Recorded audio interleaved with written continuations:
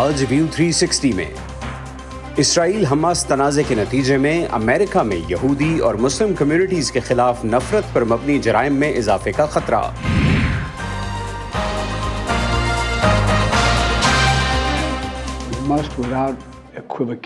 ہمیں کسی جھجک کے بغیر یہود دشمنی کی مذمت کرنی چاہیے۔ ہمیں اسلاموفوبیا کی بھی لگی لپٹی رکھے بغیر مذمت کرنی چاہیے۔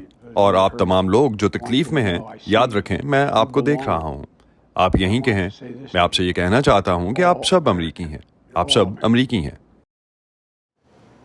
وائس آف امریکہ کے واشنگٹن اسٹوڈیو سے آپ دیکھ رہے ہیں پروگرام ویو 360۔ میں ہوں Muhammad Atif, welcome to the show. Israel Hamas تنازع کے اثرات دنیا کے دیگر ملکوں کی طرح امریکہ میں بھی نظر آ رہے ہیں، چاہے وہ امریکی شہروں کی سڑکیں ہوں یا پھر یونیورسٹی کیمپسز۔ فلسطینیوں اور اسرائیلیوں کی حمایت میں ہونے والے مظاہروں میں دونوں اطراف کے شرکاء کا غصہ بڑھتا جا رہا ہے۔ اس کی تازہ ترین مثال اس وقت نظر آئی جب امریکی مسلمانوں کی ایک نمایاں تنظیم کیئر کے سالانہ بینکویٹ کو بم حملے اور قتل کی دھمکیوں کی وجہ سے واشنگٹن ڈی سی سے ملحقہ شہر آرلنگٹن کے ایک ہوٹل سے موو کرنا پڑا۔ اس سے پہلے 15 اکتوبر کو امریکی ریاست الینوائے میں ایک 6 سالہ فلسطینی امریکی بچے واودے الفیوم کو مکان مالک نے چاقو کے 26 وار کر کے قتل اور اس کی ماں کو بھی کئی وار کر کے زخمی کر دیا تھا۔ حکام کے مطابق 71 سالہ جوزف زوبا نے اسرائیل حماس تنازع کی وجہ سے ایسا کیا۔ اسی طرح امریکی ریاست کیلیفورنیا کے ایک علاقے میں یہود مخالف مواد پر مبنی فلائرز پھینکے گئے جس سے وہاں کی کمیونٹی میں خوف پھیلا، اور یہ سب ایسے وقت میں ہو رہا ہے جب اس سال کے آغاز میں شائع ہونے والی ایک اسٹڈی کے مطابق امریکہ میں گزشتہ سال یہود مخالف واقعات میں 35% سے زائد اضافہ دیکھنے میں آیا تھا۔ ڈالیں گے اس صورتحال پر ایک نظر آج کے شو میں، لیکن اس سے پہلے اس تنازع کو پھیلنے سے روکنے کے لیے اور غزہ کے شہریوں کے لیے امدادی سامان پہنچانے کی کوششوں میں اتوار کو صدر بائیڈن نے اسرائیل حماس جنگ پر تبادلہ خیال کے لیے برطانیہ، کینیڈا، فرانس، جرمنی اور اٹلی کے اپنے ہم منصبوں کے ساتھ ایک کانفرنس کال میں شرکت کی۔ وائٹ ہاؤس نے 6 رہنماؤں کی طرف سے ایک مشترکہ بیان جاری کیا جس میں اسرائیل کی حمایت اور اس کے اپنے دفاع کے حق میں تصدیق کی گئی۔ انہوں نے اسرائیل پر بھی زور دیا کہ وہ غزہ میں شہریوں کے تحفظ سمیت بین الاقوامی انسانی قانون کی پاسداری کرے اور غزہ میں ضرورت مند فلسطینیوں تک امدادی سامان پہنچانے کے لیے اور جو قافلے گئے ہیں ان کو اپریشیٹ کیا، اور ساتھ ساتھ حماس کی طرف سے جمعے کے روز 2 امریکی یرغمالیوں کی رہائی کا بھی خیر مقدم کیا۔ تمام رہنماؤں نے تنازع کو پھیلنے سے روکنے اور مشرق وسطی میں سیاسی حل اور پائیدار امن کے لیے کام کرنے کے لیے خطے کے اہم شراکت داروں کے ساتھ سفارتی کوششیں جاری رکھنے کا عہد کیا۔ صدر بائیڈن نے اتوار کو اسرائیلی وزیر اعظم بنجمن نیتن یاہو کے ساتھ فون کال کے دوران غزہ میں امدادی سامان سے لدے پہلے قافلے کا بھی خیر مقدم کیا۔ بائیڈن نے کہا کہ انہوں نے اور نیتن یاہو نے اس بات پر زور دیا ہے اور تصدیق کی ہے کہ اب غزہ میں اس اہم امداد کا سلسلہ جاری رہے گا۔ لیکن اسرائیل اور غزہ میں اس وقت صورتحال ہے کیا؟ جہاں اسرائیل کی جانب سے غزہ کے اندر حماس کے خلاف ایک وسیع پیمانے کی زمینی کارروائی کسی بھی وقت شروع ہو سکتی ہے، یہ جاننے کے لیے چلتے ہیں وائس آف امریکہ کی فارسی سروس کے ڈیجیٹل شعبے کے انچارج ارش سگارچی کے پاس۔ ارش جو کہ حماس کے تنازع کے آغاز کے چند روز بعد سے ہی اسرائیل میں ہیں، وہ اس وقت رام اللہ میں ہیں، ان سے بات کریں گے رام اللہ کے بارے میں، ان سے پوچھیں گے کہ غزہ میں اس وقت مزید اپڈیٹس کیا ہیں۔ ہمیں یہ معلوم ہوا ہے کہ گزشتہ رات یا گزشتہ دن کہہ لیجیے اس میں اسرائیلی فوجیں غزہ کے اندر بھی گئی ہیں اور ان کی معمولی جھڑپیں ہوئی ہیں حماس کے ساتھ، تو جاننے کی کوشش کریں گے کہ اس میں کیا اپڈیٹ ہے۔ دوسری طرف یہ اطلاعات بھی آ رہی ہیں کہ لبنان اور اسرائیل کی سرحد پر بھی جھڑپیں ہو رہی ہیں، اور اسرائیل کے وزیر اعظم بنجمن نیتن یاہو نے حزب اللہ کو مخاطب کر کے کہا ہے کہ وہ اسرائیل کے خلاف کسی لڑائی کی کوشش نہ کریں۔ ارش اس وقت ہمیں جوائن کر چکے ہیں، ہمارے ساتھ ہیں رام اللہ سے۔ ارش، thank you for being with us. Arsh, you are in Ramallah. Tell us, what are you seeing there? What are the updates? Actually, I am right now in Jerusalem, Israel, and I try to go to Palestinian part to talk with some of them about the situation we have here. In last 24 hours, Israel and Palestinian had some big tension. I can say in north between Israeli soldiers and Hezbollah. We have received a report at least 12 Hezbollah were killed by Israel. And also, Israel army just announced they arrested 800 Palestinians in West Bank. At least 500 of them are related to Hamas. And also we have a big war in south between Israel and Hamas, which Israel just announced they attacked to 320 sites by Hamas, tunnel site for rocket and stuff like that. And the number of the killed people in Gaza by Palestinian just claimed it was 5,000 now. On the other side, Israel says they had 1,400 killed and at least 305 or 8 of them are Israeli soldiers. So the tension is high. I'm going to translate what you're telling us. I'm going to translate in Urdu for some of our viewers.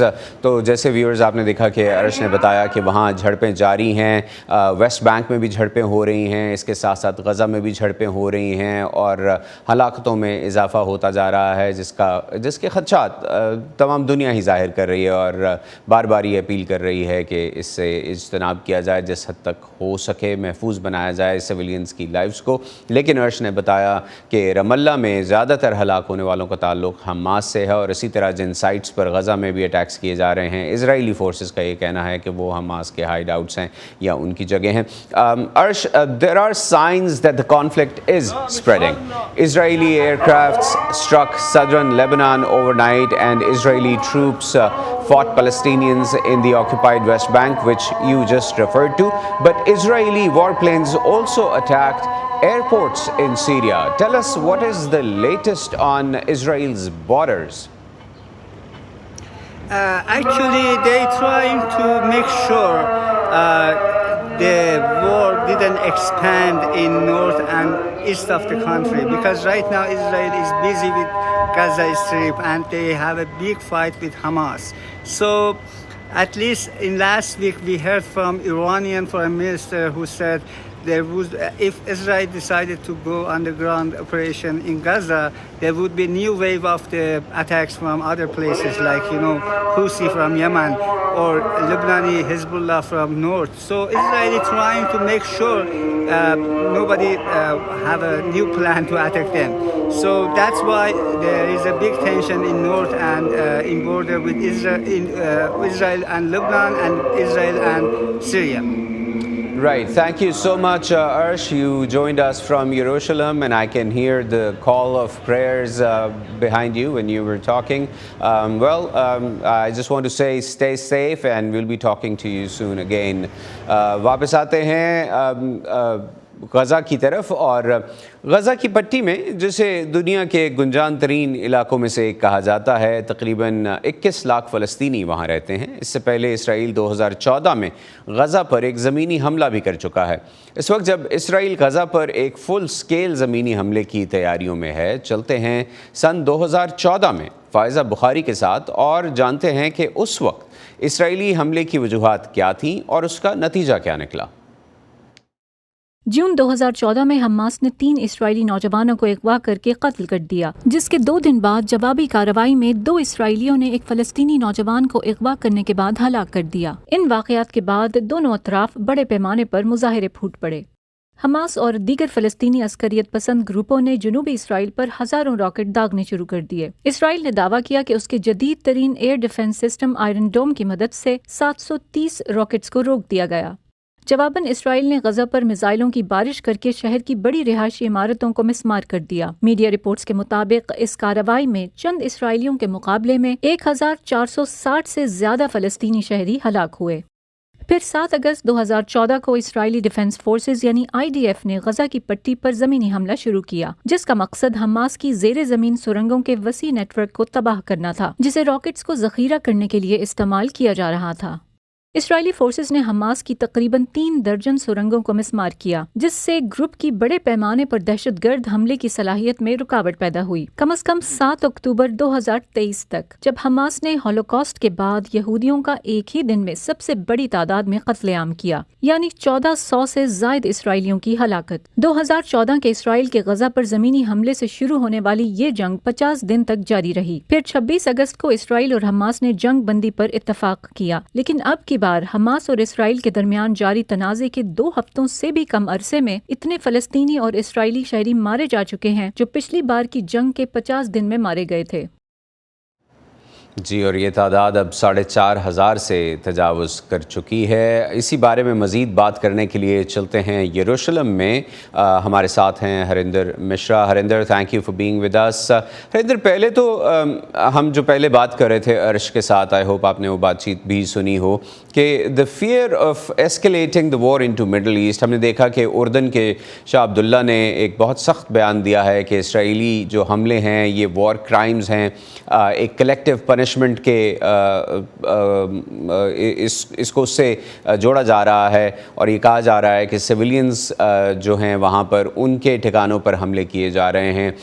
تو یہ بتائیے کہ اسرائیل میں خاص طور پر middle asset سے جو آوازیں آ رہی ہیں ان کو کتنا سیریسلی لیا جا رہا ہے؟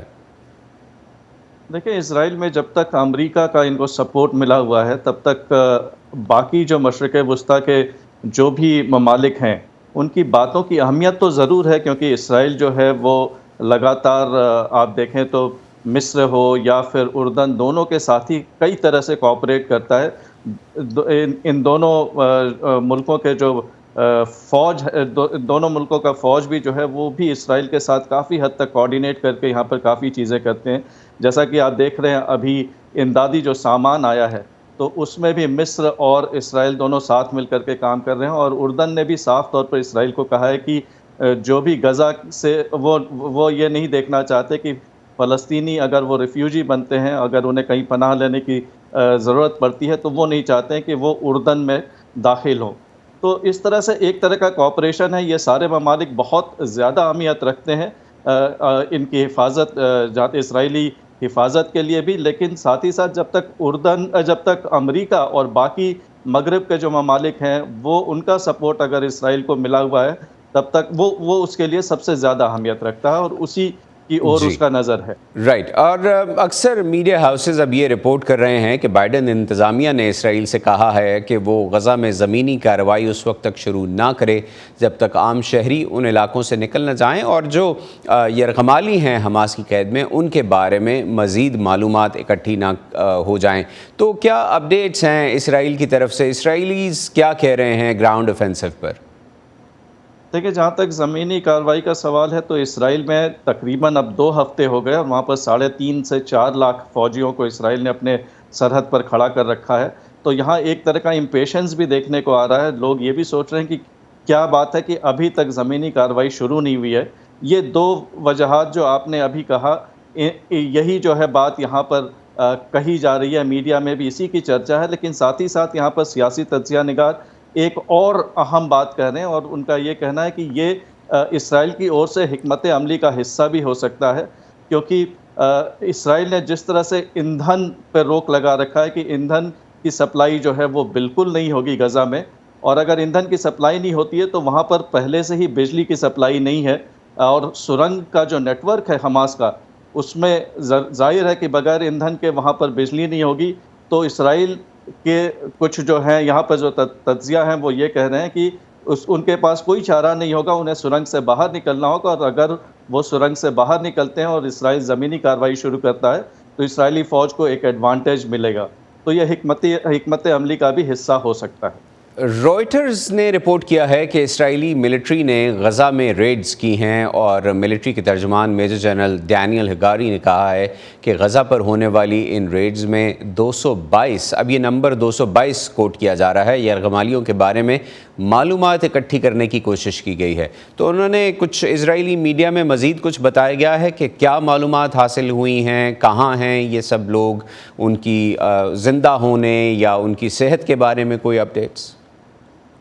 جی، میں بھی لگاتار یہاں پر اسرائیلی فوج کے ترجمان سے بات کرتا رہا ہوں، اور ان کی اور سے آپ نے جیسا کہا کہ اب بتایا جا رہا ہے کہ 222 کیپٹیوز جو ہیں وہ آئیڈینٹیفائی کیے جا چکے ہیں.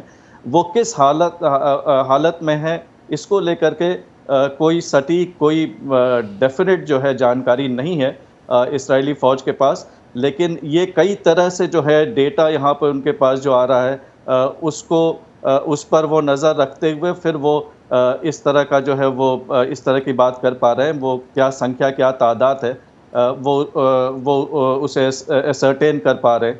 تو یہ جو پروسیس ہے یہ ابھی لگاتار جاری رہے گی، لیکن یہ کس حالت میں ہے، اس میں کتنے جو ہیں وہ زخمی ہیں یا کتنے لوگ جو ہیں اس میں مارے جا چکے ہیں، کیونکہ یہاں سے کچھ لاشیں بھی جو ہیں وہ لے کر کے حماس کے کارکن گئے تھے. تو اس کی ابھی کوئی جو ہے اس کو لے کر کے کوئی صاف بیان نہیں آیا ہے. 222 لوگ یہ کہا جا رہا ہے کہ یہ طے ہے کہ 222 کی جو سنکھیا ہے یہ صحیح ہے، لیکن اس میں بھی اضافہ ہونے کی ابھی بھی گنجائش ہے. رائٹ، بہت شکریہ ہریندر، آپ ہمیں جوائن کر رہے تھے یروشلم سے اور ہمیں اپڈیٹس دے رہے تھے. Thank you so much for being with us. اسرائیل حماس جنگ نے امریکہ بھر کے کالجز اور یونیورسٹی کے کیمپسز پر طلبہ کو متحرک کر دیا ہے. ایسے میں جب یہ نوجوان اپنی رائے کا اظہار کر رہے ہیں، تحفظ، آزادی اظہار کے حقوق اور یہاں تک کہ مستقبل میں مظاہرین کی ملازمت کے امکانات پر بھی سوال کھڑے ہو رہے ہیں. آخر ہو کیا رہا ہے امریکہ میں اور اس کے یونیورسٹی کیمپسز میں؟ جانیے اس رپورٹ میں. نیو یارک شہر میں کالج کیمپسز پر اسرائیل حماس جنگ پر تناؤ پیدا ہو گیا ہے. اسے یونیورسٹیز کے ایک ایسے سٹیج کا کام دینے کی سوچ پر سوال اٹھ رہا ہے جہاں متنوع خیالات کا آزادانہ تبادلہ ہو سکے. کولمبیا یونیورسٹی میں مظاہروں میں اسرائیل نواز اور فلسطینیوں کے حامی طلباء آمنے سامنے تھے. ان میں سے کچھ کو بقول ان کے یونیورسٹی کی اسرائیل نواز بیان بازی سے خود کو نظر انداز کیے جانے کا احساس تھا. واضح طور پر ہم سب تشدد کے خلاف ہیں، لیکن ہم صرف یہ مطالبہ کر رہے ہیں کہ فلسطینی شہریوں کی زندگیوں کو بھی تسلیم کیا جائے. میں سمجھتی ہوں کہ ایک متنوع کمیونٹی کے رہنما ہونے کے ناطے یونیورسٹی قیادت سے یہ توقع رکھنا جائز ہے کہ وہ تمام طلباء کے درد کو تسلیم کریں گے. بہت سے کیمپسز میں یہ ایک تناؤ کا وقت ہے. آزادی اظہار اور تعلیمی ماہر کرسٹن شاورڈین کہتی ہیں کہ تعلیمی اداروں میں طلباء کو اپنے خیالات کا اظہار کرتے ہوئے خود کو محفوظ محسوس کرنا چاہیے. کالج کیمپسز واقعی کیمپس میں ہر کسی کی رائے کی آزادی کے تحفظ کے لیے بہت کچھ کر سکتے ہیں. یہ واقعی ان کی ذمہ داری ہے. اس کو پورا کرنا، اس بات کو یقینی بنانا کہ ہر کسی کو اظہار رائے کی آزادی، احتجاج کا حق اور یہ حق ہو کہ ان کی آواز سنی جائے، بہت زیادہ اختلاف ہوتے ہوئے بھی. New York university school of law میں ایک طالب علم افسر کے اس بیان کے بعد کہ جانی نقصان کی تمام ذمہ داری اسرائیل پر عائد ہوتی ہے، ایک ممتاز قانونی فرم نے اس طالب علم کو دی گئی ملازمت کی اپنی پیشکش واپس لے لی. ملک بھر میں ہمیشہ کلاس روم میں، پارک میں، کوارٹز اور کالج کیمپس میں مباحثے جاری رہیں گے. یہ ویسا نہیں تھا. یہ یہودی لوگوں پر ایک منظم حملہ تھا. جہاں کالج منتظمین ایک ہی وقت میں مذمت اور تسلیم کیے جانے کے مطالبات سے نمٹ رہے ہیں، دوسروں کو خدشہ ہے کہ آواز اٹھانے کی بڑی قیمت ادا کرنا پڑے گی، بشمول نیو یارک یونیورسٹی کے طالب علم ٹریور کے، جنہوں نے صرف اپنا پہلا نام بتایا کیونکہ وہ دوسرے طلباء کا نشانہ بننے سے ڈرتے ہیں. میں اس بارے میں اپنی رائے کا زیادہ اظہار نہ کرنے کی کوشش کرتا ہوں کیونکہ بہت سی باتوں کا لوگ غلط مطلب لے سکتے ہیں. ہارورڈ یونیورسٹی میں 30 سے زائد طلباء گروپوں کے دستخط شدہ ایک کھلے خط کے نتیجے میں کچھ طلباء کو کھلے عام نشانہ بنایا گیا اور ان کی ذاتی معلومات کو عوام تک پہنچایا گیا. اس خط میں اسرائیل کو دہشت گردانہ حملوں کے لیے ذمہ دار ٹھہرایا گیا تھا. صورتحال کے ممکنہ منفی اثر کے پیش نظر تعلیمی اداروں کے منتظمین سے مزید اقدامات کے مطالبے بڑھ رہے ہیں. وہ اس بات کو یقینی بنانے کے لیے بہت کچھ کر سکتے ہیں کہ ہر کوئی یہ سمجھے کہ آزادانہ رائے میں کیا شامل ہے اور کیا نہیں. یہ کیمپس میں کیسی صورتحال پیدا کر سکتی ہے. یہ تعلیم فراہم کرنے کا ایک موقع ہے اور در حقیقت اعلیٰ تعلیمی ادارے اس کے لیے مثالی ہیں کیونکہ ان کے پاس وسائل ہیں، ان کے پاس سمجھ ہے، ان کے پاس کیمپس میں ان اصولوں کو سب کو سمجھانے کی مہارت ہے. مطلب یہ ہوا کہ کالج اور یونیورسٹیز میں یہ تعلیم دیے جانے کی فوری ضرورت ہے. ٹینا ٹرین کی رپورٹ کے ساتھ عائشہ خالد، وائس آف امریکہ. جہاں ایک طرف اسرائیل اور فلسطین کے حق میں نکلنے والی ریلیوں میں یہ واقعات جن کا ابھی آپ نے ذکر دیکھا اس رپورٹ میں وہ نظر آ رہے ہیں، وہیں مسلمان اور یہودی کمیونٹیز اسرائیل اور حماس جنگ کی وجہ سے امریکہ کے اندر ہراساں کیے جانے اور فسادات میں اضافے کے خدشے کے باعث اس وقت چوکس ہیں۔ دیکھیے وائس آف امریکہ کی متاثرہ افراد اور دیگر لوگوں کے نقطہ نظر اور کشیدگی کو کم کرنے کے مطالبے پر یہ رپورٹ۔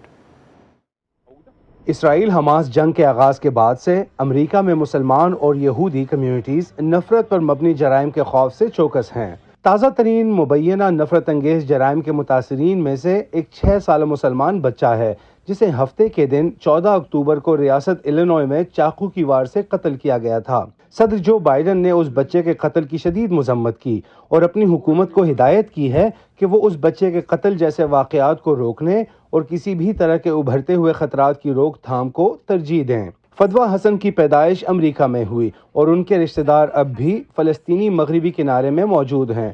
وہ نہ صرف ان کے بارے میں بلکہ امریکہ میں بڑھتی ہوئی کشیدگی کے بارے میں بھی فکر مند ہیں۔ کوئی بھی عورت جو حجاب پہنتی ہے یا یہاں تک کہ وہ لوگ بھی جو ہماری عبادت گاہوں میں نماز ادا کرنے آتے ہیں تو اب ہمیں فکر کرنا ہوگی۔ ہمیں ہمیشہ تشدد کے حوالے سے فکر رہی ہے۔ لنڈا شپیرو کا کہنا ہے کہ ان کی یہودی برادری کے ارکان میں خوف اور اضطراب بڑھ رہا ہے اور شمالی ورجینیا میں ان کی عبادت گاہ نے حفاظتی اقدامات سخت کر دیے ہیں۔ ہمیں الزام تراشی یا نفرت انگیز تقریر میں ملوث نہیں ہونا چاہیے۔ ہمیں خود کو اور باقی سب کو یاد دلاتے رہنا ہے کہ اس سب کی ذمہ دار حماس ہے۔ ایف بی آئی کی تازہ ترین اعداد و شمار کے مطابق امریکہ میں یہودیوں کے خلاف نفرت پر مبنی جرائم میں حالیہ برسوں میں اضافہ ہوا ہے۔ صرف پچھلے سال 36% اضافہ ہوا۔ مسلم مخالف واقعات بڑی حد تک مستحکم رہے ہیں، سال میں 200 سے کچھ کم۔ لیکن تجزیہ کار خبردار کرتے ہیں کہ عام طور پر جب غیر ملکی تنازعات پیدا ہوتے ہیں تو یہ تعداد بڑھ جاتی ہے۔ ماضی کے واقعات سے جو چیز ہم جانتے ہیں ان میں سے ایک یہ ہے کہ جب کسی قسم کے غیر ملکی تنازعات میں امریکی ہلاک ہوتے ہیں یا اگر اسرائیلیوں اور فلسطینیوں کے درمیان تنازع ہوتا ہے تو مسلم مخالف نفرت انگیز جرائم میں نمایاں اضافہ ہوتا ہے اور یہودیوں کے خلاف نفرت پر مبنی جرائم بھی نمایاں طور پر بڑھ جاتے ہیں۔ امریکی مسلمانوں کی ایک نمائندہ تنظیم کونسل آن امریکن اسلامک ریلیشنز یا کیئر نے وائس آف امریکہ کو بتایا کہ جنگ کے آغاز کے بعد سے ٹارگٹ کیے جانے والے افراد کی ایک بہت بڑی تعداد نے اس سے رابطہ کیا ہے۔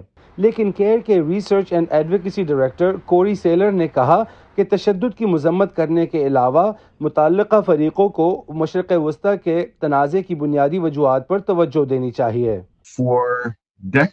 کئی دہائیوں سے ہم ڈائیلاگ کی بات کر رہے ہیں، اس خیال سے کہ مذاکرات ہمیں پرامن حل تک لے جائیں گے۔ جبکہ یہودیوں کی نفرت مخالف تنظیم اینٹی ڈیفیمیشن لیگ نے نشاندہی کی کہ امریکہ میں یہودی کمیونٹی صرف ایک قسم کی آبادی پر مشتمل نہیں اور اس کے خلاف جاری ہراسمنٹ کی کارروائیاں ناجائز ہیں۔